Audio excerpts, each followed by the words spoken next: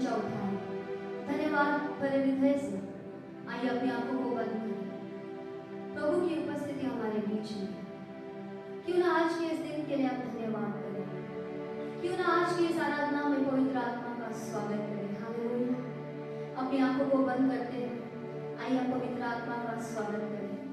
कहिए आप पवित्र आत्मा, कहिए आप पवित्र आत्मा। Come Holy Spirit, come Holy Spirit, come Holy Spirit, we need you Holy Spirit. हमें तेरी जरूरत है, हमें तेरी जरूरत है बेटा, तेरी उपस्थिति की जरूरत है। इस आराधना में तो हमें चाहिए, हर एक गीत में हमें चाहिए, अपने अभिषेक के द्वारा हमें चाहिए। प्रभु अपनी उपस्थिति से हमारा जीवन भर, इस समय को भर दे। जो लोग हमें देख रहे हैं उन्हें भर दे, अपनी उपस्थिति से भर दे। इसी समय में छू ले, तेरा एक छूना हमारे लिए काफी है। छू ले प्रभु, छू ले प्रभु। हालेलुया। यीशु के नाम से हालेलुया। छू ले हर किसी को, हमारे क्वार को छू ले। धन्यवाद प्रभु। आत्मा सच्चाई से आराधना हो, हम दुआ करते हैं। तेरी उपस्थिति हमारी ताकत है यीशु, तेरी उपस्थिति हमारा बल है। धन्यवाद देते हैं, धन्यवाद देते हैं। इसके आगे का पूरा समय तेरे हाथों में समर्पण करते हैं। ये आराधना तुझे देते हैं पिता। तू हमारे लिए, तूने हमारे लिए प्रबंध किया, हम धन्यवाद करते हैं। तेरी बड़ाई हो, तेरी स्तुति हो, यीशु के नाम से आमीन। Hallelujah, hallelujah, hallelujah. हम परमेश्वर के लोग हैं और परमेश्वर हमारे साथ है। हालेलुया। और इसीलिए हम ये डिक्लेयर करते हैं कि यीशु मसीह में मैं सब कुछ कर सकता हूँ। हालेलुया। आप लोग कितने लोग ये कह सकते हो? यदि आप विश्वास करते हो तो हाथ उठा के कहिए, यीशु मसीह में मैं सब कुछ कर सकता हूँ। Hallelujah.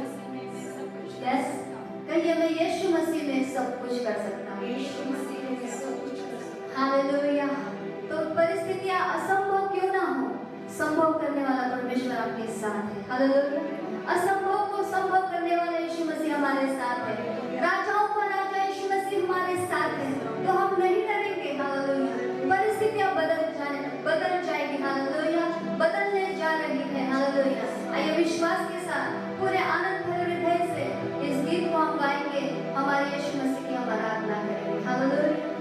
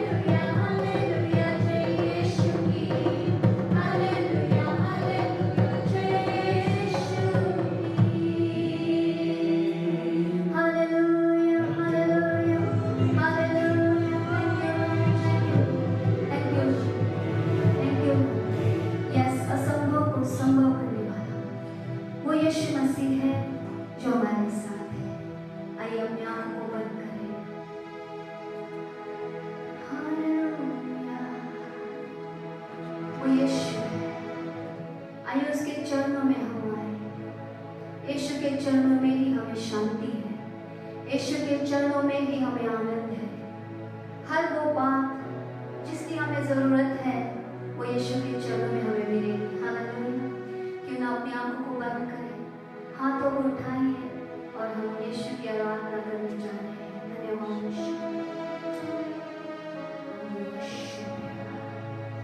Thank you Jesus, thank you. यहोवा ईरे है जो हमारे लिए पूर्ति करता है। यहोवा शालोम है जो शांति देता है। यहोवा निस्सी है जो जय देता है। Thank you. वर्शिप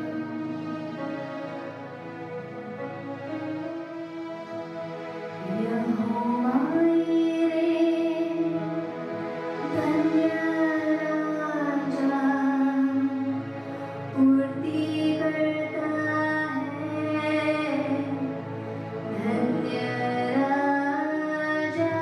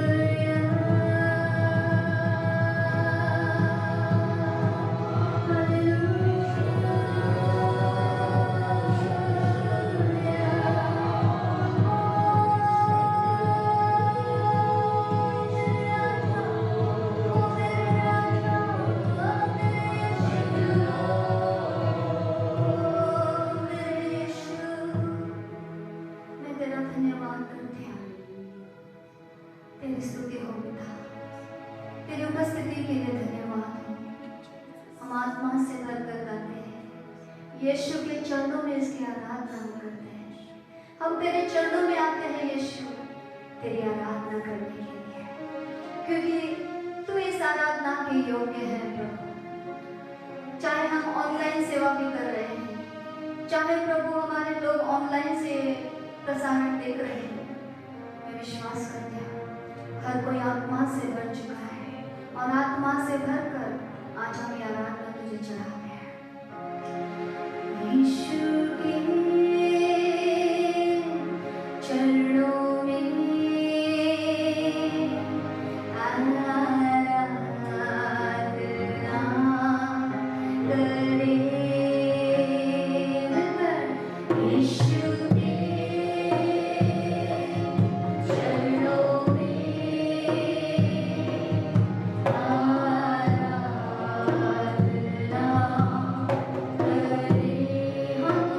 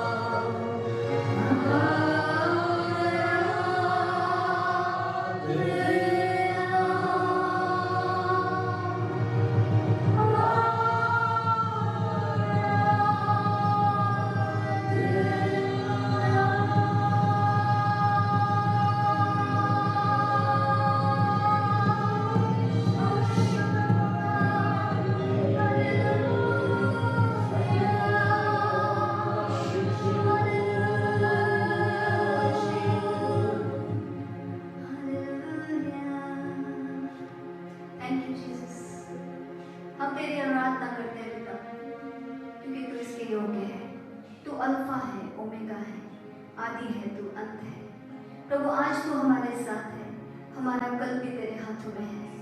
हमें प्रभु तुझ पर आशा है और हम जानते हैं हमारी आशा कभी नहीं टूटेगी। जितने लोग आज आशा भरे हुए हृदय से प्रभु ये ऑनलाइन सेवा देख रहे हैं, उनका हृदय आशा से भर जाए।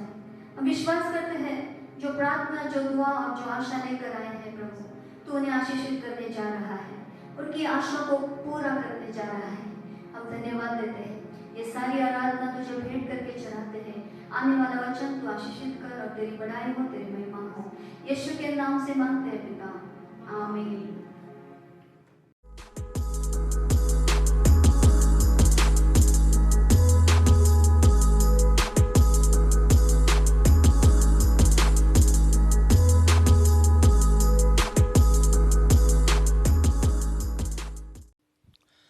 प्रभु यीशु मसीह के प्यारे और मधुर नाम में मैं आप सबका स्वागत करता हूँ। Greetings to you in the sweet and the lovely name of our Lord and Savior Jesus Christ. इस दैवीय भेंट के अंदर मैं परमेश्वर को धन्यवाद देता हूँ। And I once again thank the Lord for this special broadcast, divine visitation. धन्यवाद परमेश्वर को और एक बार वचन बांटने का परमेश्वर ने यह मौका दिया है। And I thank the Lord for this another opportunity that He has blessed me to share the word of God और मैं with you. विश्वास कर रहा हूँ इन वचनों के द्वारा परमेश्वर हमें आशीषित कर रहे हैं। And I believe that the Lord is blessing us through this word. आइए परमेश्वर के वचनों के अंदर हम लोग चलते हैं So now let us get into the word of God. और हम लोग इन दिनों के अंदर परमेश्वर के वचनों से सीख रहे हैं। And now in these days we are learning through the scriptures. Yes, पिछले हफ्ते हम लोगों ने देखा पवित्र आत्मा से का बपतिस्मा क्या है। Last week we learned what is the baptism of the Holy Spirit. और खास करके हम लोग उसमें देख रहे थे पुराने नियमों में पवित्र आत्मा का अनुभव परमेश्वर के सेवकों के साथ कैसा है। And especially we dealt with this subtopic which is known as how the Holy Spirit dealt with the Old Testament saints. हाँ, और आज का ये मुद्दा है ये वाला हम लोग शुरू करेंगे। लेकिन उसके अंदर हम लोग पिछले हफ्ते हम लोग देख रहे थे पवित्र आत्मा एक व्यक्तित्व एक व्यक्ति है और उसके प्रमाण को हम लोग बाइबल में से देख रहे थे। And as we saw last week that the Holy Spirit is a person, and we found evidence in the scriptures that he has a personality and a character. आइए प्रार्थना करते हैं। Let us pray. स्वर्गीयमान परमेश्वर, मैं दिल की गहराइयों से आपको धन्यवाद, महिमा, गौरव, आदर देता हूँ। Heavenly great God, I thank you from the depths of my हम heart, घट जाएं, आप ऊंचे हो जाएं। so that we will decrease and you will increase. प्रभु इस दैवीय भेंट के अंदर आज तो हमारी भेंट ले परमेश्वर। Holy Spirit, meet us in this divine पवित्र visitation. आत्मा तेरा स्वागत है। Holy Spirit, we welcome हम you. सबको अपने आत्मा के बादल से घेर लीजिए। Surround us with your cloud of glory. पवित्र आत्मा हम आपका स्वागत करते हैं। Holy Spirit, we आप welcome you, सबसे अच्छे शिक्षक हैं। because you are the best teacher. Bible का एक एक पद आपने लिखा है। You have written and authored उसके अंदर every word कितनी in the गहराई Bible. है ये आप जानते हैं। You know the depths of every word. आज यीशु की ओर से सुनिए और हमें नया दीजिए। Holy Spirit, as you listen from Jesus, give us a आज new के वचन जो revelation. लोगों से वो रहमा में बदल जाए। Let today's logos change into rhema और जितने for लोग us. टीवी स्क्रीन पे हैं, मोबाइल स्क्रीन पे हैं, उन सभी को आशीष में कर ये पूरा संदेश वो सुनने पाएं। And Lord, all those people who are watching us via the cell phone or the TV screen, bless them so that they will be able to listen to this whole message. सारी महिमा, गौरव, आदर, स्तुति मैं आपको देता हूँ। We give you all the glory, मुख तेरे praise and दास का honor. उस शब्द आपके हो। Let the mouth be mine, but the words be Saurabh from को you. अभिषेक कीजिए जो मेरा आत्मिक बेटा है। Anoint my spiritual son Saurabh. Sister Devika पे आपकी आशीष रहे जो हमें वचन पढ़ने में हमारी सहायता कर रही हैं। Let your blessing be upon Sister Devika, who is helping us सारी in media reading the team पर आपकी scriptures. आशीष बनी रहे। Let your blessings be upon our media team. प्रभु जी हम सभी को तेरे लहू में डालते हैं। Lord, we cover everyone under your इस blood. वचनों के और इस मीटिंग के विरुद्ध काम करने वाले सारे अंधकार के सामर्थ्यों में यीशु के नाम से बांधते हैं। Every powers of darkness working against this meeting, we bind you in the name of Jesus. तेरे आत्मा को तेरे वचन को हम खोलते हैं Holy परमेश्वर। Spirit, we release सारी your word. महिमा, गौरव, आदर, स्तुति मैं आपको देता हूँ And I give you all the glory, praise and honor. यीशु के नाम In में। the name of our Lord and Savior Jesus Christ. Amen. Amen. आइए चलते हैं परमेश्वर के इस वचन के अंदर। So now let us get into the word of God. देखते हैं हम लोग कि पवित्र आत्मा जो है इसका एक व्यक्तित्व है। And we are going to see that the Holy Spirit has a personality personality. पवित्र आत्मा को एक शरीर चाहिए। And the Holy Spirit needs a physical body to work. Yes, एक आत्मा को काम करने के लिए आपके मेरे शरीर की आवश्यकता होती For है। a spirit being to work, it needs a physical body like you and आत्मा I. होने के कारण उसे एक शरीर चाहिए, उसमें से वो परमेश्वर की महिमा को, अद्भुत कामों को हमारे जीवन में से हमें इस्तेमाल करके वो अपने सामर्थ को प्रकट करता है। And because he is a Holy Spirit, he is a spiritual being, therefore he needs a physical body through which he can work. इस संसार के अंदर दो आत्माएं हैं, There are two kinds of spirits in this एक world. दुष्ट आत्मा है और एक पवित्र आत्मा है। One is the evil spirit and another is the Holy हमने अपने Spirit. पिछले हफ्ते में एक उदाहरण देखा, दुष्ट आत्मा को भी काम करने के लिए एक शरीर की आवश्यकता होती है। Last Thursday we learned that evil spirits also need a physical body to और हम work. देखते हैं कि दुष्ट आत्मा शरीरों में घुस जाती हैं, जब उसे आमंत्रित किया जाता है तो उस जीवन को तबाह कर देती हैं वो। And how do evil spirits enter a person's life? When that person opens a door for the evil spirits or invites them through his actions लेकिन in एक his धर्मी life. जन के और एक विश्वासी जीवन के अंदर जब पवित्र आत्मा आता है, जब वो यीशु मसीह को उद्धारकर्ता के रूप में ग्रहण करता है, अपने तमाम पापों को छोड़ देता है, मसीह के साथ चलने के लिए अपने जीवन की जब शुरुआत करता है, तब पवित्र आत्मा उसके अंदर आता है और उसे बहुत सारी चीजों में सिखाता है, बनाता है और परमेश्वर के सामर्थ और महिमा को प्रकट करता है। And what do we learn about the Holy Spirit? That when a person or an ordinary person receives Jesus Christ as his Savior, his sins are forgiven, his life has been sanctified by the blood of Jesus, and then the Holy Spirit descends in his life, he starts living through him, he starts working through him. तो इस प्रकार जाने कि पवित्र आत्मा का हमारे जीवन में एक बहुत बड़ा काम है। And so let us know that the Holy Spirit has a very vital role in our आज life. जितने भी परमेश्वर के बड़े बड़े सेवक लोग काम कर रहे हैं और उनके सेवकायों के अंदर जो एक अद्भुत बातें हो रही हैं, वे नाम मात्र है, लेकिन उनके अंदर में से आज भी पवित्र आत्मा काम कर रहा है। All the mighty servants of God who are serving the Lord in a powerful manner, and there are signs and wonders happening in their ministry,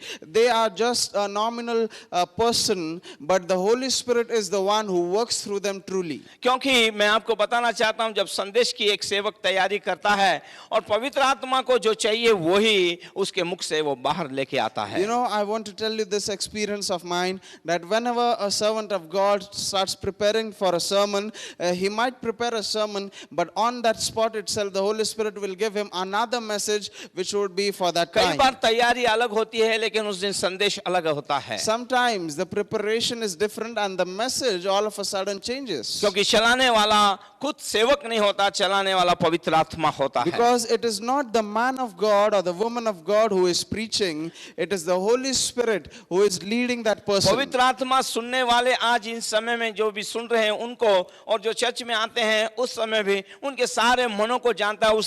उस मनों को छूने के लिए, उन्हें बनाने के लिए वो अपने दास के मुख से काम करता है, क्योंकि वो एक व्यक्ति है। The Holy Spirit knows very well that who is going to watch this message or who is going to listen to that sermon, whether it be in home or in the congregation, and so he knows very well which words to speak through his servant. Yes, पवित्र आत्मा का बहुत बड़ा role कलीसिया युग के अंदर है। And so the Holy Spirit has a major role in the church age. जब आप मुझे सुन रहे हैं तो मैं कहूंगा अपने शरीर को पवित्र आत्मा के लिए सौंप दीजिए, परमेश्वर के लिए सौंप दीजिए, और देखिए आपके अंदर में से वो कैसे अद्भुत काम करेगा। And as you are listening to me tonight, I want to tell you, surrender once again to the Holy Spirit, dedicate your life to Him, and you will find that He is using you आइए, mightily. पिछले हफ्ते हम लोग देख रहे थे पवित्र आत्मा एक व्यक्ति है, और उसे वचनों के द्वारा हम प्रमाणित कर रहे हैं। See, last week we learned that the Holy Spirit is a person, and we found evidence in the scriptures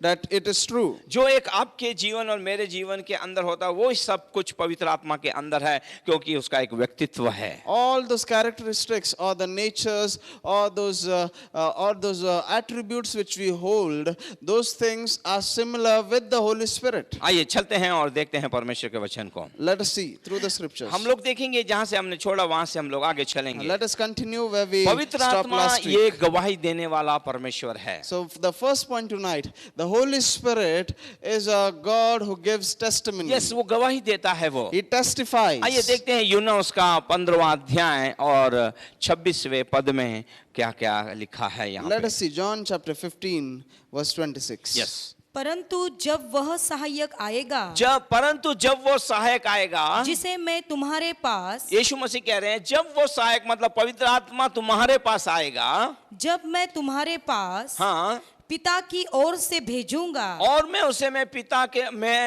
तुम्हें उसे पिता की ओर से भेजूंगा, अर्थात सत्य का आत्मा, सत्य का आत्मा जो पिता की ओर से निकलता है, जो पिता की ओर से निकलता है, तो वह मेरी गवाही देगा। वो मेरी गवाही देगा। कोई है जो बोले आमीन, hallelujah.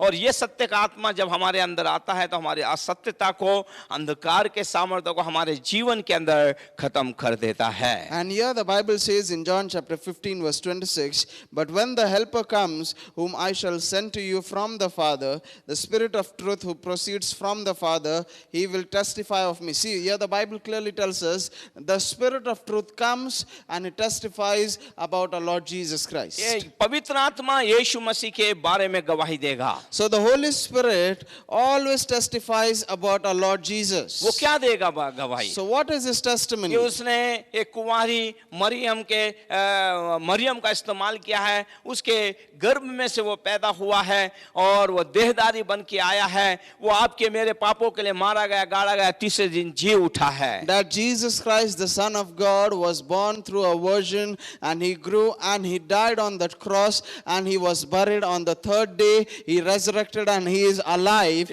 This is the testimony which he gives. यीशु के स्वभाव, उसके चमत्कार, उसके सामर्थ्य, उसकी उपास प्रार्थना, उसका प्रभु के साथ और लोगों के साथ का व्यवहार क्या है, ये सब कुछ जो रहस्य हैं, ये सब कुछ पवित्र आत्मा आप पे मुझ पे प्रकट करेगा। See, it is the Holy Spirit who will reveal to us all things about Jesus, that how he lived his life on this earth, how he fasted, how he prayed, and how he healed the sick, and how he did mighty works of the law of God, and all those things. क्योंकि Bible बताती है यूना 8:32 में, तुम सत्य को जानोगे, सत्य तुम्हें बंधन मुक्त करेगा। Because Bible says in John chapter 8 verse 32, you shall know the truth and the truth will make you free. आज इस संसार के अंदर पूरा अंधकार का संसार है ये। See, this world has become dark हमें एक सच्चे उद्धारकर्ता परमेश्वर की आवश्यकता है। and we need a true savior. और वो कौन है? And who is ये that पवित्र savior? आत्मा बताएगा, वो नासरत का यीशु है। And it is the Holy Spirit who testifies that it is none other but Jesus. जो अपने स्वर्ग को छोड़कर, वैभव को छोड़कर आपके मेरे लिए देहधारी होकर इस संसार के अंदर वो आया। God incarnated in flesh,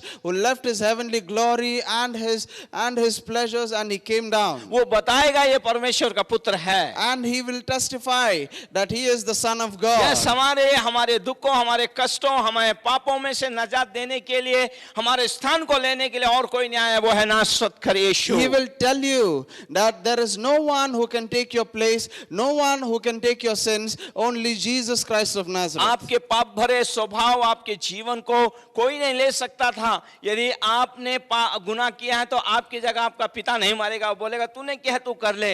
लेकिन हम धन्यवाद दें इस बात के लिए कि आपके स्थान को यीशु मसीह ने लिया, और हालेलुया, आज जहां मृत्यु थी वहां जीवन दिया, जहां श्राप थे वहां आशीष दी, और हालेलुया, उसने सब कुछ आपके मेरे स्थान को क्या कर दिया, उस क्रूस के ऊपर बदल दिया। यही सच्चाई है, यही गवाही है यीशु मसीह की। You see, no one was able to carry our sins and our iniquities upon himself, because no one was worthy. Not even your own father can bear your sins, because he will say, it is your sins, you bear it for yourself. But Jesus Christ, God incarnated in flesh, he took our sins, he bore it upon himself, he died on that cross, and he has cleared us of all our sins. प्रभु के लोगों, ये आप लोगों को एक सच्चाई मालूम होनी चाहिए। People of God, you should know this truth. इस संसार में जितनी भी जातियां, भाषा हैं, ये सब परमेश्वर ने बनाई, ये सब इंसानों ने बनाई है। You know, all those religions and castes and divisions are not made by God, they are made by man. परमेश्वर ने इस संसार के अंदर आदम और हवा, ये दोनों को ही बनाया है। See, God created only humans, Adam and Eve.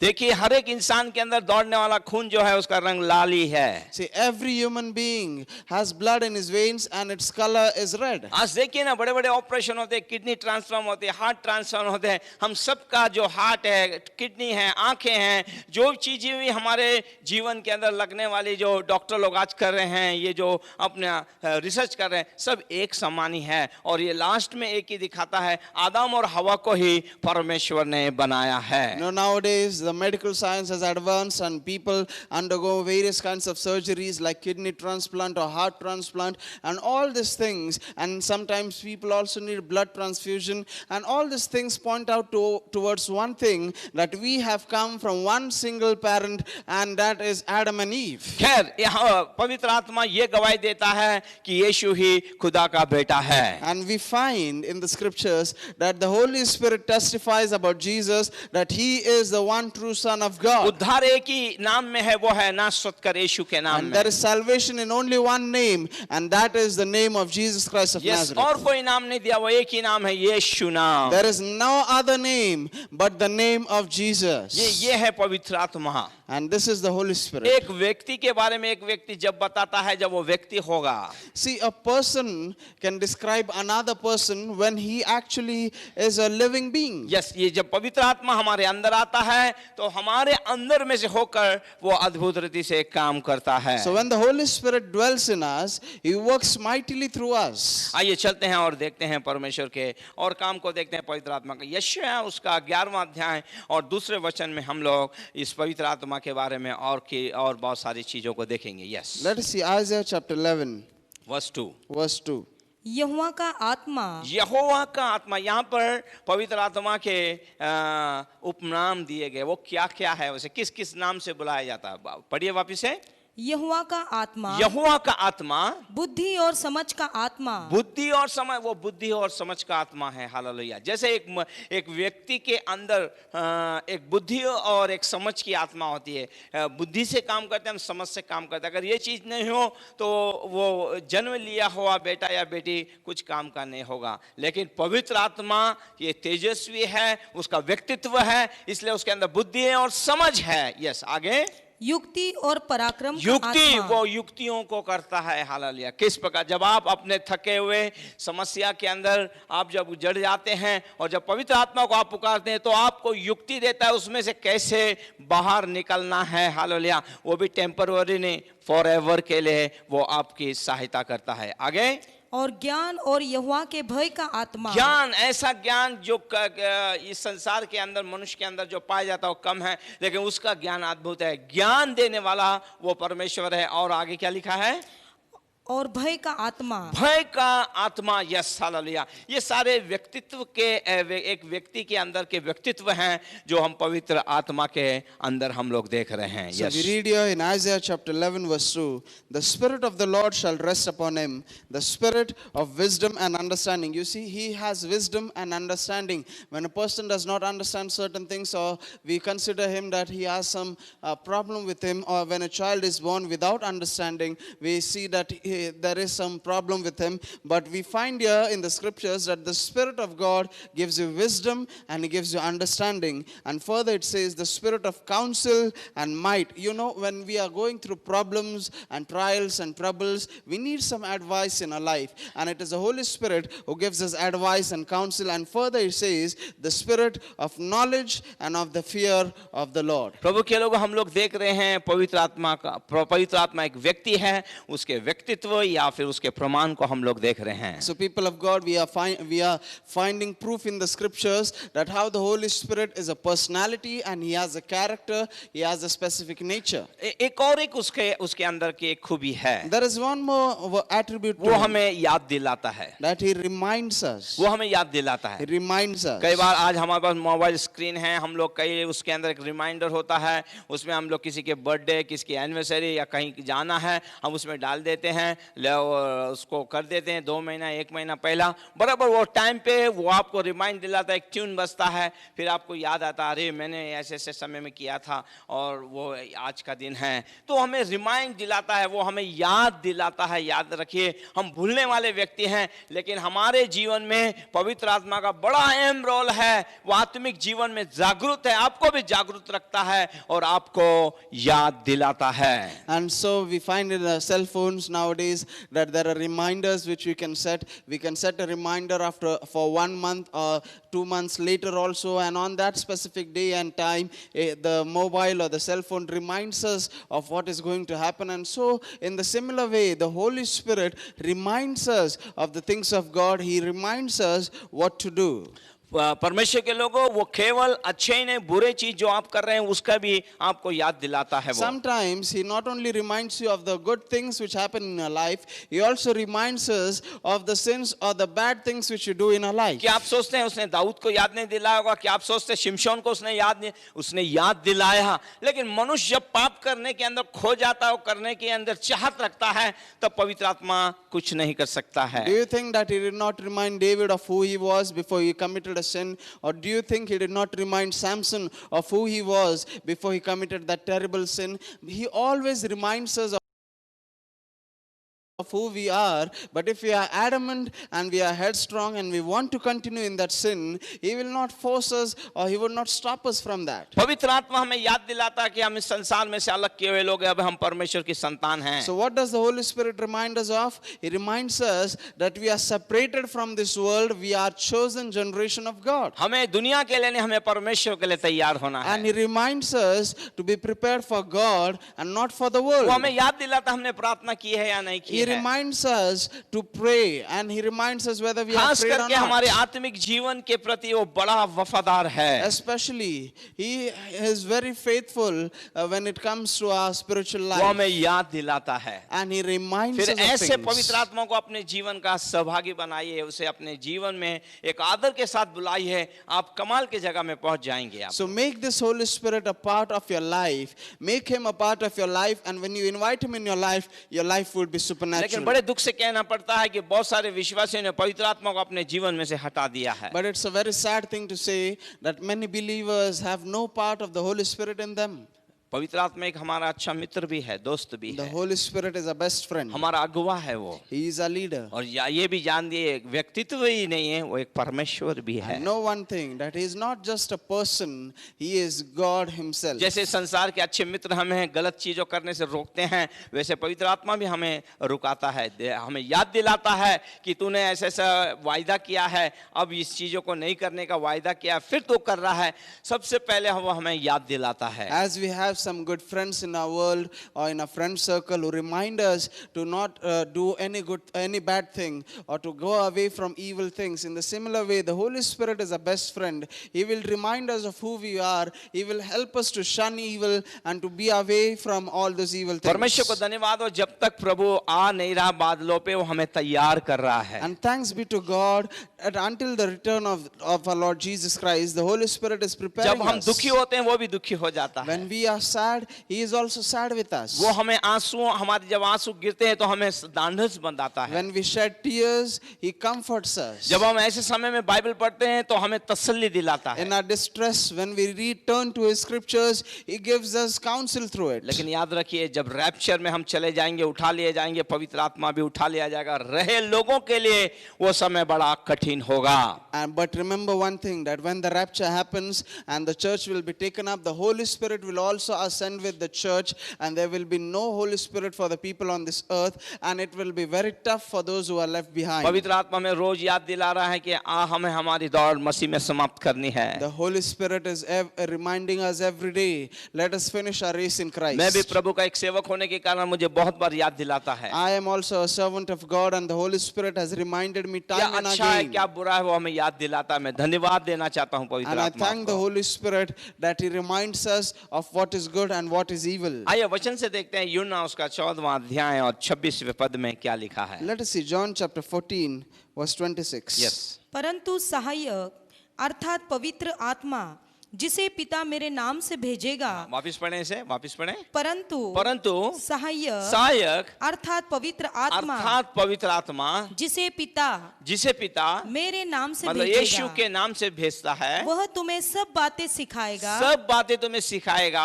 और जो कुछ मैंने तुमसे कहा है और जो कुछ मैंने तुमसे कहा है वह सब तुम्हें स्मरण कराएगा। वो सब तुम्हें स्मरण कराएगा या याद क्या कराएगा। अब आप कहेंगे प्रभु यीशु मसीह ने क्या बताया था, हम तो उस समय नहीं थे। नहीं, आप वहां उस समय नहीं थे, लेकिन बाइबल जो है ये स्वयं परमेश्वर का वचन है। यहाँ जो कुछ भी लिखा है वो याद कराएगा, और किस कॉन्टेक्स्ट में लिखा गया है, क्यों कहा गया है, उस समय की परिस्थिति क्या थी, आज आपके जीवन में क्या परिस्थिति है, वो याद दिलाएगा। इसका मतलब पवित्र आत्मा आपको याद दिलाने वाला परमेश्वर है। So John chapter 14 verse 25, I'll read the second part for you. Here it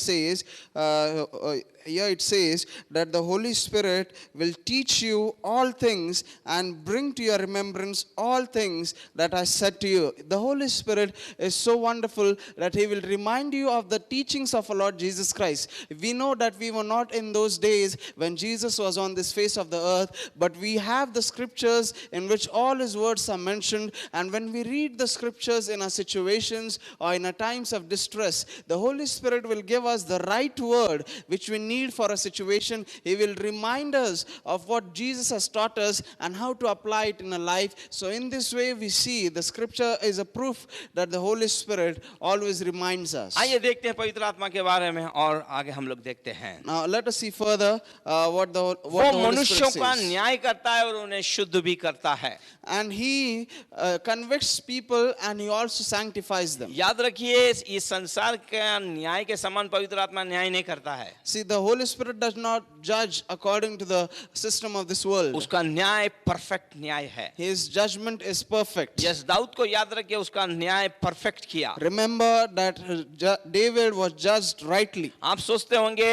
कि परमेश्वर के लिए मैं इस्तेमाल हो रहा हूँ, बहुत सारी आत्माएं आ रही हैं, मैं प्रार्थना के द्वारा परमेश्वर बड़े बड़े काम कर रहा है, परमेश्वर मुझसे प्रसन्न है, यह सब कुछ है। यदि आप कुछ गलत कर रहे हैं तो याद रखिए पवित्र आत्मा कभी आपका साथ नहीं देगा, वो आपका न्याय करेगा क्योंकि वो परमेश्वर की ओर से भेजा गया है। Perhaps you might be saying that I am a servant of God and I pray every day and I am serving the Lord and many souls are being won through my ministry, and when I pray miracles happen. But if you are doing something wrong in your life, the Holy Spirit will not compromise with that. He will judge you, He will convict you of that, and He will help you to get rid of that. देखिए ना दाऊद के बारे में देखिए, जो परमेश्वर का दीवाना है, आराधक है, परमेश्वर उसके द्वारा प्रसन्न है, उसने जो भी किया परमेश्वर उसे सफलता दी है।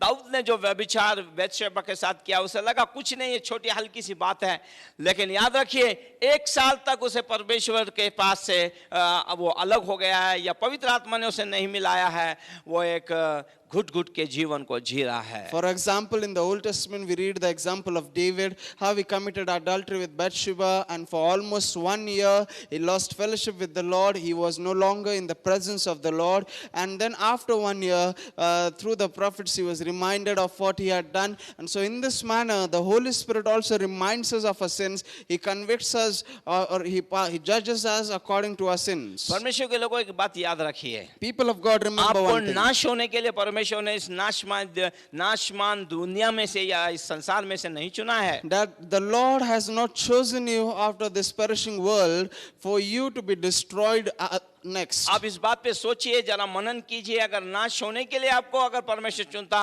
तो मैं कहता फिर आपका चुनाव सही नहीं था। Meditate on these things and imagine if God would have chosen you out of this world just for you to die and to be destroyed, then in the first place you would have never done that. सोचिए ना 20 लाख लोगों को जब उसने मिस्र में से निकाला, अपने इजराइली लोगों को, Think about this. When He delivered His people from Egypt, almost 2 क्या million आप सोचते people. हैं परमेश्वर को अच्छा लगा उनका कब्रिस्तान उनको रेगिस्तान के अंदर मारने में? Do you think that the Lord was pleased for when His people were dying in the wilderness? आपकी एक सीमा है, You have a limit. वैसे ही परमेश्वर की एक सीमा है। In the similar way, God also has a जब limit. सीमा को आप लोग पार कर जाते हैं तब इंसान हिल जाता है और परमेश्वर भी हिल जाता है। And when you cross your limits, or when somebody crosses his limits, you lose it. In the similar way, when you lose the limits of God, He sometimes gets furious. Bible को ध्यान से पढ़िए, उत्पत्ति से लेके प्रकाशित वाक्य में जिन जिन के ऊपर न्याय आया है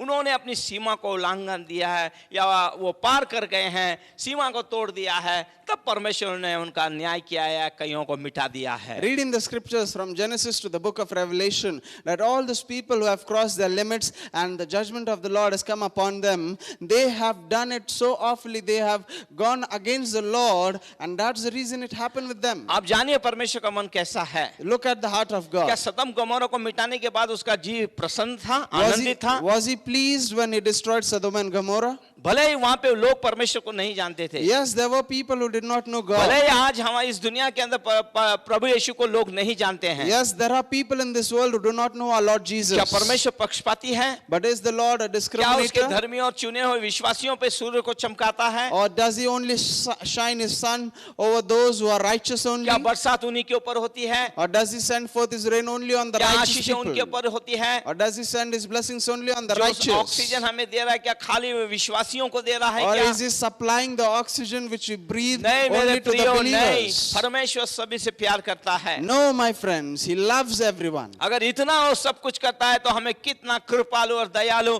या हमारी सोच और दृष्टि बदलनी चाहिए। If God is so merciful, then how much we should change ourselves so that we can enjoy of his mercy more. जब इंसान परमेश्वर की योजना को बदलना चाहता है, उसे नकारना चाहता है, बलवा करना चाहता है, तब परमेश्वर क्रोधित होता है। You know, when God wants to change the plans of God, when a human wants to change the plan of God and go against God and he wants to rebel, then the Lord passes his judgment. इस्राएल लोगों के जीवन में और परमेश्वर के समय में एक ऐसा वक्त आया कि अब्राहम को उसने जो प्रतिज्ञा की थी, वाचा बांधी थी कि तेरे द्वारा कनान में मैं एक राष्ट्र बनाने जा रहा हूं, और फिर परमेश्वर मूसा से कहता मैं सबको मार दूंगा और तेरे द्वारा एक सामर्थी जाति बनाऊंगा। लेकिन मूसा के लिए धन्यवाद हो, प्रार्थना करने वाला वो व्यक्ति है, वो कहता है ऐसा मत कर परमेश्वर, हालेलुया, ओ हालेलुया, ऐसा मत कर, रुक जा तो हालेलुया, इन्हें क्षमा कर परमेश्वर। And we find in the Bible also when Moses and all the Israelites went near the Mount Sinai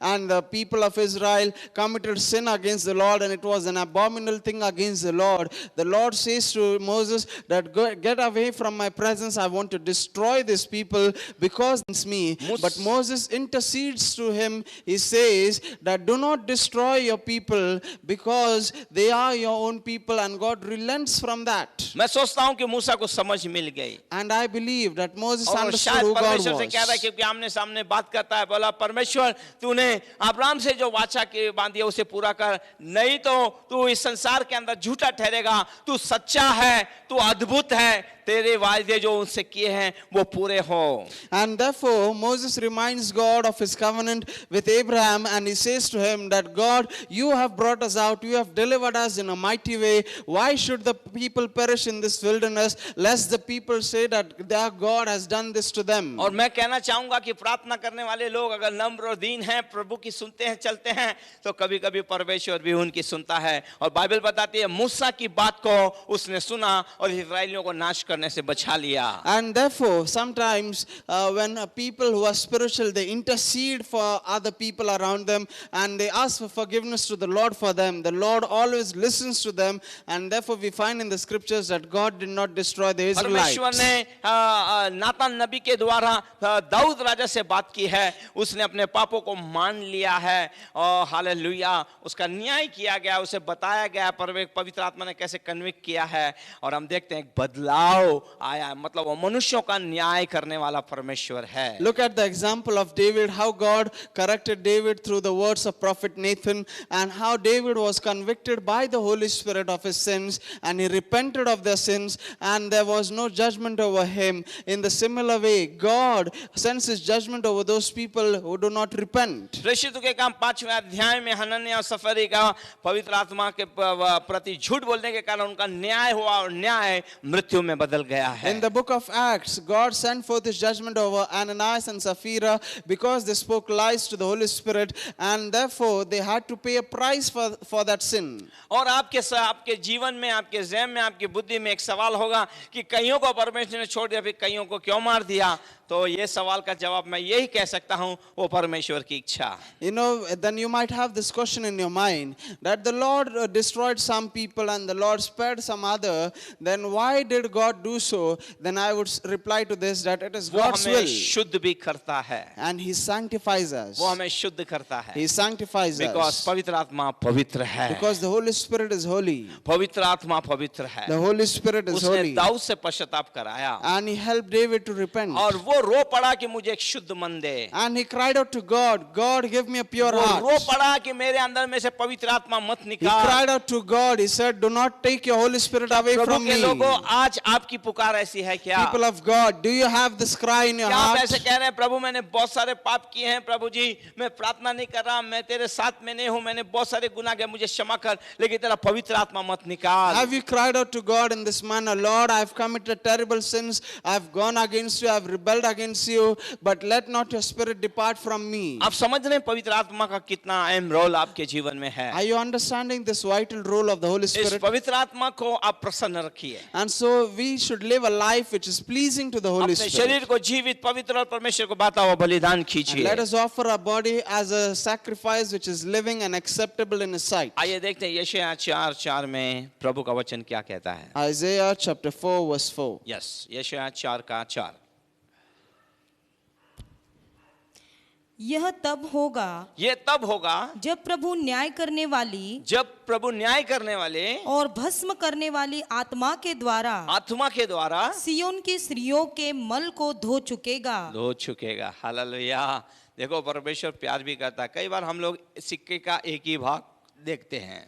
See here the scripture says that when the Lord has washed away the filth of the daughters of Zion by the spirit of burning, and many times we just see one side of the coin but not the other. आज बहुत सारे लोग सोचते हैं यीशु अनुग्रही है, उसने अनुग्रह के द्वारा हमारा उद्धार किया है, फिर हमारा नाश नहीं करेगा। Now some people, many people think that Jesus is gracious and so He saved us by His grace and now He will no longer judge us. प्रभु के लोग इस भूल भुलैया में मत रहिए कि यीशु प्रेम करने वाला हाँ वो प्रेम करने वाला परमेश्वर है, उसका सिक्के का दूसरा भी है। बाइबल में लिखा है, इब्रानियों की पुस्तक में लिखा है, वो भस्म करने वाली आग भी है। People of God, do not live in this wrong notion that God is only a loving God and He will never judge. He is also a consuming fire, the Bible says. इस संसार की आग आपकी चमड़ियों को जला देती है, हड्डियों को पिघाल देती है, तो वो तो जीवित परमेश्वर फिर वो आपकी क्या हालत करेगा, आप जानिए इस बारे में। The fire of this world can burn your skin and also can melt your bones. Then can you imagine He is a consuming fire, how much terrible that fire will be? प्रभु के लोग ऐसे मत कीजिए। So people of God, Saul don't को go देखिए, against जब God. पवित्र आत्मा उसमें से निकल गया, उसके बाद के उसके जीवन को देखिए, अंत मरने तक क्या हो गया।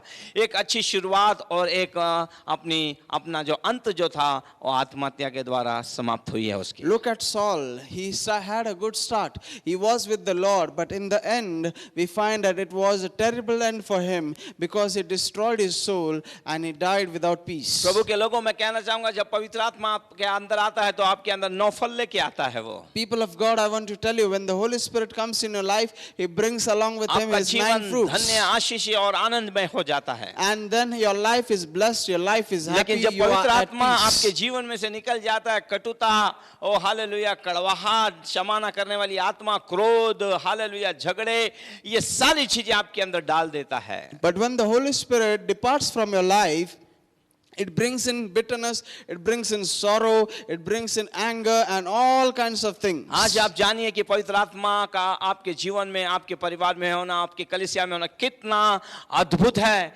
अद्भुत है, मैं कहूंगा अद्भुत है। Tonight you need to realize how wonderful is the presence of the Holy Spirit in our families, and it is truly a privilege for us, and it is a wonder that He is always living and abiding in our homes. Yes, हम देखते हैं वो संसार का न्याय करता है और कायल करता है, कायल भी करता है। And so we read in the scriptures that He judges the world and He convicts us. आइए देखते हैं यूहन्ना उसका 16वां अध्याय 8, 9, 10 और 11 में प्रभु का वचन क्या कहता है। John chapter 16 verse 8 through 10.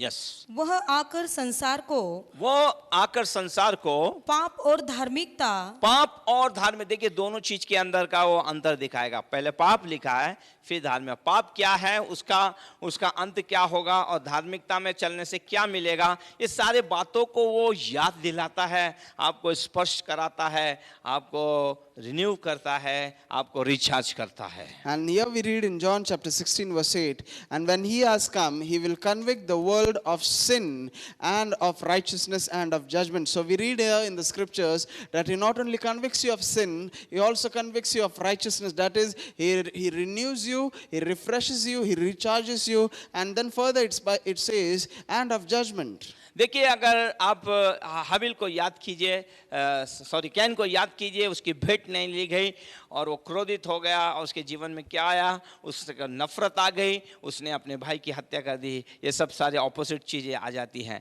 इसलिए पवित्र आत्मा अगर आपके जीवन में होगा तो उसका प्रेजेंस कैसा होगा, आपका आत्मिक जीवन कैसा होगा, इसमें तुलनात्मक खुद आप कीजिए। लेकिन मैं पवित्र आत्मा को धन्यवाद देता हूँ, वो जब आता है तो हमें कायर करता है, हमें रूबरू कराता है, हमारे आत्मिक जीवन में हमें वो याद दिलाता है। Yes. And we find in the scriptures about the example of Cain, how his offering was not accepted by the Lord, and he became angry about that. In the similar way, we find that the God himself was telling him that sin is lying at your door. In the similar way, the Holy Spirit also convicts us of our sins, and he tells us that what we are doing is wrong, and he also helps us to get rid of those things. आइए देखते हैं पूरा वचन, आगे बढ़ते हैं आगे। Let us read further. Yes. और न्याय के विषय में निरुत्तर करेगा। न्याय के विषय में निरुत्तर करेगा। जब वो न्याय करता है तो आपको निरुत्तर करेगा। मतलब निरुत्तर का मतलब है आप उत्तर नहीं दे सकते। और पवित्र आत्मा किसी का भी ऐसा वैसा न्याय नहीं करेगा, वो एकदम परफेक्ट करेगा, सही करेगा। परमेश्वर नहीं चाहता कि वो आपका न्याय हो और आपका न्याय भयानक हो, आपको निरुत्तर कर देगा, आपके पास उत्तर नहीं होगा। अगर आप शिमशोन के जीवन को देखें, क्या पवित्र आत्मा ने नहीं बताया, कन्विक्ट नहीं किया उसे? क्या शिमशोन नहीं जानता था उसकी जिम्मेवारी क्या है? इजराइलों को संभालना, शत्रुओं से उस इजराइल राष्ट्र की रक्षा करना, उनका न्याय करना। और ये न्यायाधीश कहाँ पे है अंतिम समय में? देखिए, वो एक औरतों के पास है, वैश्याओं के पास अपने जीवन को बिता रहा। क्या ये सही और गलत है? और बाइबल बताती है, हालेलुया, ये सारे बातें मालूम होने के बाद झूठ पे झूठ, कितना समय पवित्र आत्मा इंतजार करेगा। और जब उसकी जहाँ पर उसका सामर्थ रखा था, उसकी जब 7 जटाएं काट दी गई, वो साधारण बन गया। और बाइबल बताती यहोवा उसके पास से निकल गया। और उसकी क्या हालत हुई? क्या आप चाहते हैं कि अभिषिक्त लोगों का ऐसी हालत हो? क्या आप चाहते हैं कि जब ये ऐसी हालत हुई तब परमेश्वर ठाटा लगा के हंसा होगा? परमेश्वर दुखी हुआ, क्योंकि उसके अंदर पवित्र आत्मा के सामर्थ को रखा था। वो अलौकिक चीज कर सकता था जो आप मैं नहीं कर सकते हैं। परमेश्वर बड़ा दुखी होता है, उसकी आंखें नहीं खुली, वो उसी के अंदर बहते गया और सेवा सब कुछ खत्म हो गया। और शत्रुओं ने उसका तमाशा बना, उसकी आंखें फोड़ डाली, क्या कुछ नहीं हुआ। जब एक अभिषिक्त के साथ ऐसा जब कुछ होता है, सेवकों के साथ जब कुछ होता है, उसके विश्वासी जनों के साथ होता है, पवित्र आत्मा के साथ परमेश्वर भी दुखी होता है, वो नहीं चाहता। इसलिए बाइबल बताती है संसार का न्याय। और बाइबल बताती है जब शिमशोन ने अपने पापों से नाजात पाया, उसने कहा प्रभु एक मौका दे, मतलब उसकी वो क्षमा थी। और जब परमेश्वर ने क्षमा किया, उसने कहा प्रभु एक ही बार मुझे मौका दे, इस बिल्डिंग को मैं गिरा दूं, चाहे मर रहा हूं तो मरने दे परमेश्वर। और बाइबल बताती है उसके अंदर वो सामर्थ आ गई और उसने पूरी बिल्डिंग गिराई। वहाँ टॉप लीडर लोग थे फलिस्तियों के, सारे के सारे मारे गए। मतलब संसार का वो न्याय करने वाला परमेश्वर है। And so we read here of sin because they do not believe in me. You know, the Bible tells us about Samson and how he committed this terrible sin against the Lord. He was a powerful judge who was appointed by God. He was an anointed man of God. But where is this anointed man of God, this judge of Israel, spending his days? He is spending his days in the houses of prostitutes, and he is wasting away his life. Don't you think that the Holy Spirit would have convicted him of what he is doing? But still he went on doing those things, and when he kept on doing that, it did not please God. God was sad about it, and so was the Holy Spirit. And finally what happened is he gave up his secret,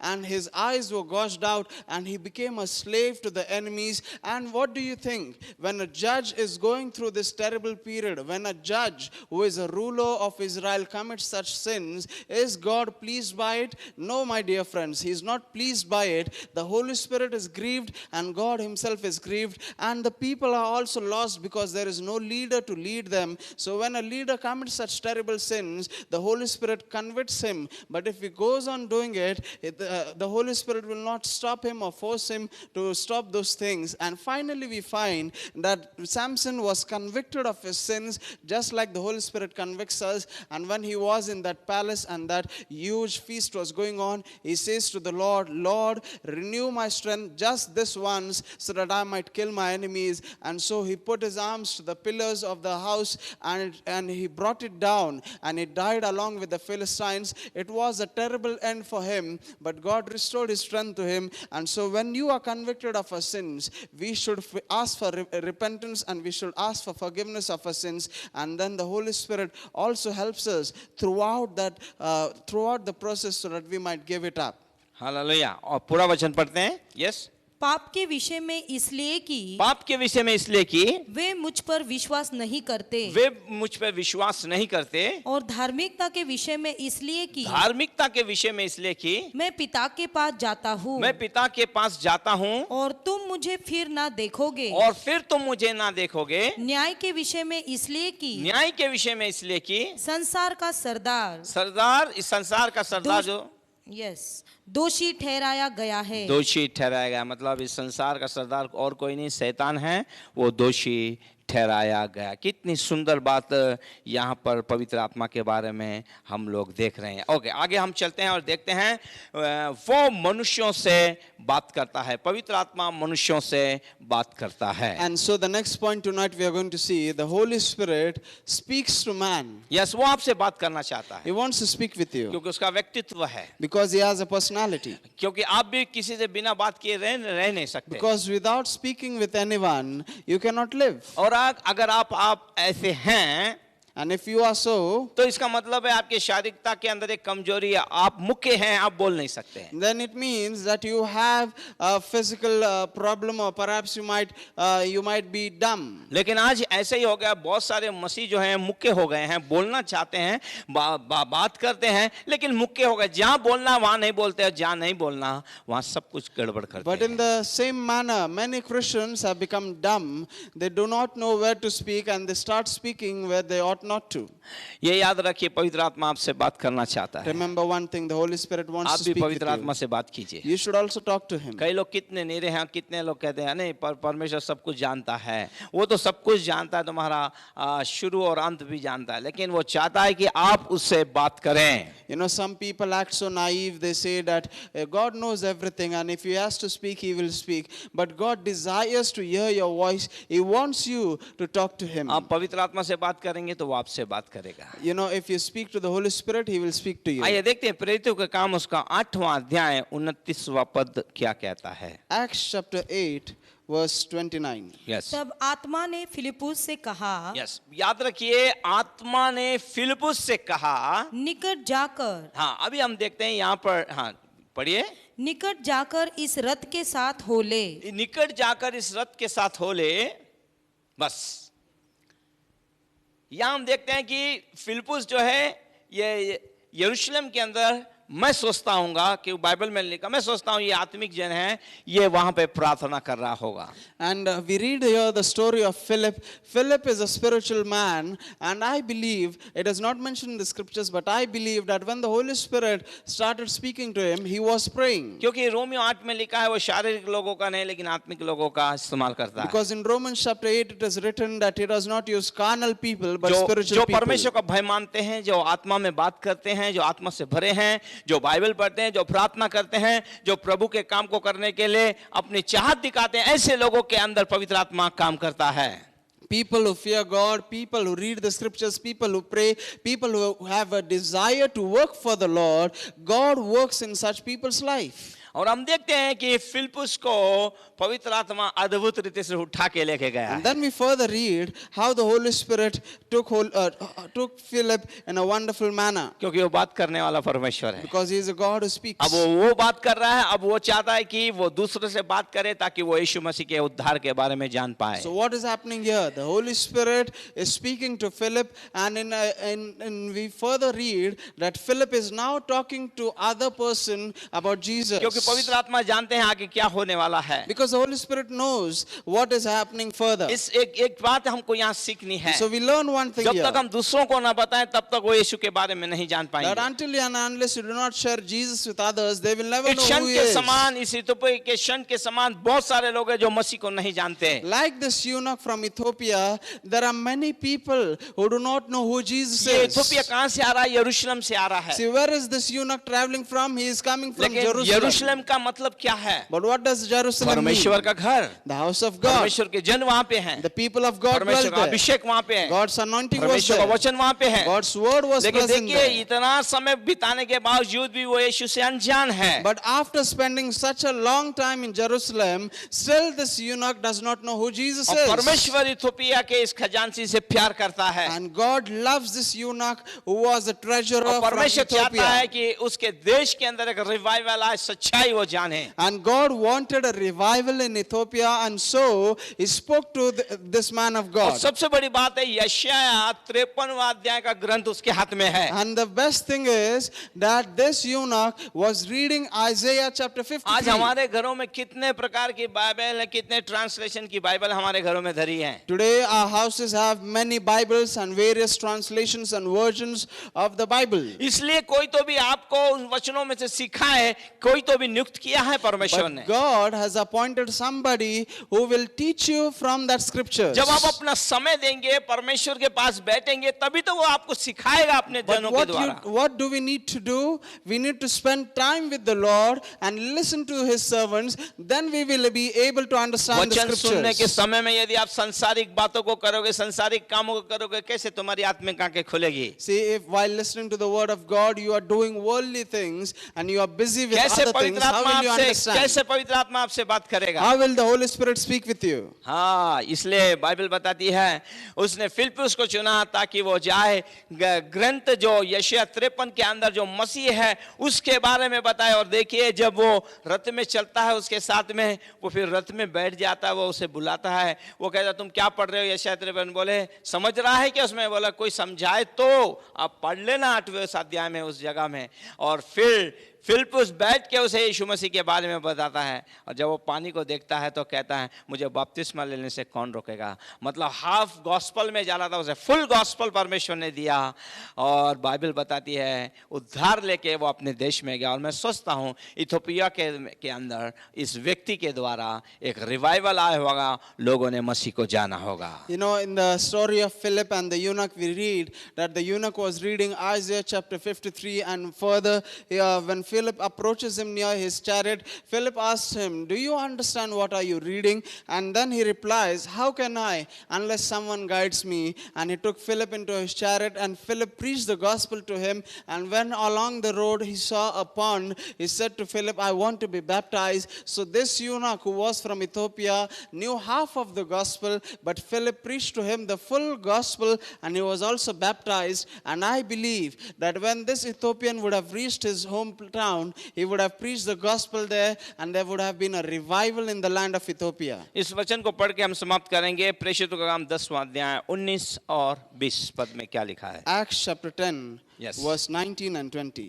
Yes. पतरस तो उस दर्शन पर सोच ही रहा था पतरस तो उस दर्शन पे अभी सोच ही रहा था कि आत्मा ने उससे कहा। आत्मा ने कहा, मतलब आत्मा बात करता है। जब आप कंफ्यूज हो जाते हैं, आपको समझता नहीं, तब पवित्र आत्मा ही है जो आपको समझाता है। हालेलुया। पवित्र आत्मा से आप बात कीजिए, पवित्र आत्मा आपसे बात करेगा, गुप्त बातों को समझाएगा। यहाँ पर हम देखते हैं उसने एक दर्शन देखा, एक चादर देखा, उसमें अशुद्ध प्राणी देखे, और उसे भूख लगी है। परमेश्वर की एक आवाज़ आती है, मार और खा। वो कहता मैं अशुद्ध प्राणी नहीं खाऊंगा। 3 बार, और फिर चादर स्वर्ग के अंदर चले गई है। क्या है? सोच रहा है ये क्या है। जब ये सोच रहा था तब पवित्र आत्मा उससे बात कर रहा है। ये चादर और कोई नहीं, ये कलीसिया को दिखाती है, और परमेश्वर दिखाना चाहता है, हे पतरस, शुद्ध और अशुद्ध मत कर, ये सब चीज़ परमेश्वर ने बनाए हैं। कलीसिया के अंदर दोनों लोग आएंगे, धार्मिक और अपवित्र लोग भी आएंगे, वो सब मेरे लोग हैं। और कलीसिया 4 दिशाएं ये चार कोने को दिखाती है, चार कोने चार दिशा को दिखाती है। मतलब कलीसिया जो भी बनेगी चारों कोनों में से आने वाले लोगों से बनेगी और ये कलीसिया उसकी है। ये दर्शन को पवित्र आत्मा ने समझाया। क्यों?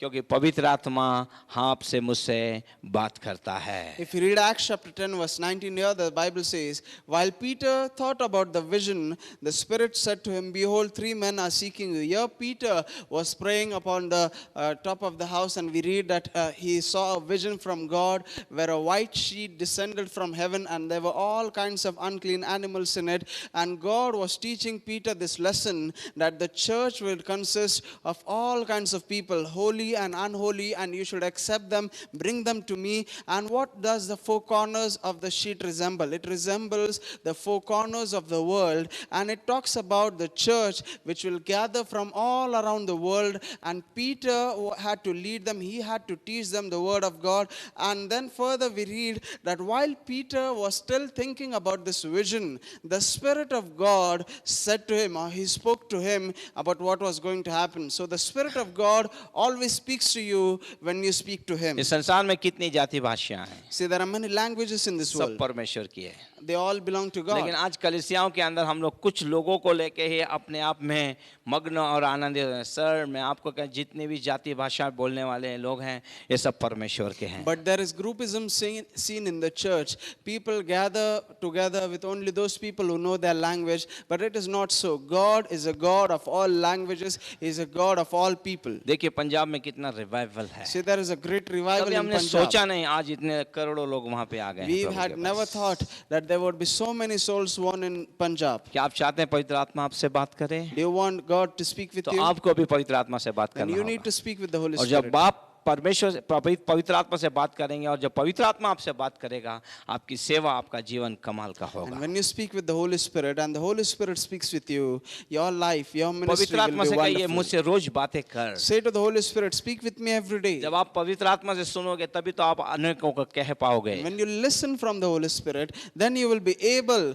to minister to many. और तभी लोग जान पाएंगे कि आप जीवित परमेश्वर की संतान हैं। And then people will also understand that you are the son and आप daughter जिस of the living ऑफिस में God. काम कर रहे हैं, जहाँ काम कर रहे हैं, आपका आदर और सम्मान होगा। And whichever office or whichever company you are working in, people will honor और you. वे लोग कहेंगे ये परमेश्वर का जन है, And they will testify that you are a man or a woman क्योंकि of आप God. उनमें से बिल्कुल अलग हैं। Because you are distinguished from them. आइए इन अंतिम समय में अपनी पहचान बनाइए। Yes, in this end times, अपने आप let को us prepare तैयार ourselves. कीजिए। Let us prepare आइए मेरे साथ ourselves. मिलकर प्रार्थना And कीजिए। let us pray. प्रभु इन वचनों के द्वारा आप लोगों को May आशीषित the good करे। Lord bless you all through the स्वर्गीयमान परमेश्वर scriptures. मैं धन्यवाद देता हूँ, Heavenly great God, तेरे I thank you. प्रकाशनों के लिए धन्यवाद देता हूँ, I thank you for जो your सामर्थ्य revelation. हैं, जो अद्भुत है Your परमेश्वर। revelation which is तेरे wonderful and वचनों में powerful. प्रकाशन छुपाए परमेश्वर। There is revelation hidden in और your आज word. आपने पवित्र आत्मा के बारे में हमें बहुत कुछ बताया। And you have taught us many things about the Holy Spirit. प्रभु आज का ये पूरा संदेश आशीष का कारण हो। Lord, let's tonight message पिता be a TV blessing screen for your mobile people. Screen में जितने लोग से सुन रहे हैं उन्हें उनके मनों को छेद दे And परमेश्वर। Lord, all those people who are watching us through their cell phones or the उनकी TV चाहत screens, तेरी हो pierce their पवित्र hearts. आत्मा। And let their desire way be आज for ही you. पुकार उठे। Holy hallelujah. Spirit, let them cry मुझसे बात out. कर पवित्र आत्मा। Holy Spirit, speak with आज me. इस क्षण से तू हमसे बातें कर पवित्र Lord, आत्मा। from this moment forward, you speak with us. जो चीजें पसंद है उसे हटा दे हमारे जीवन Lord, help us to get rid of हमें those things Masih which you के do not स्वर्ग like. आरोहण के लिए तैयार कर। And prepare us for the coming of हमें our छुपी और Lord. गहन बातें बाइबल की बता।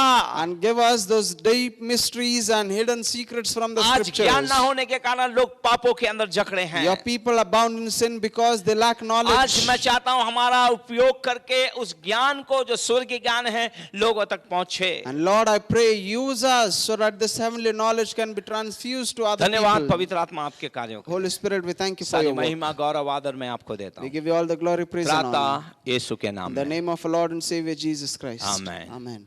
God bless you.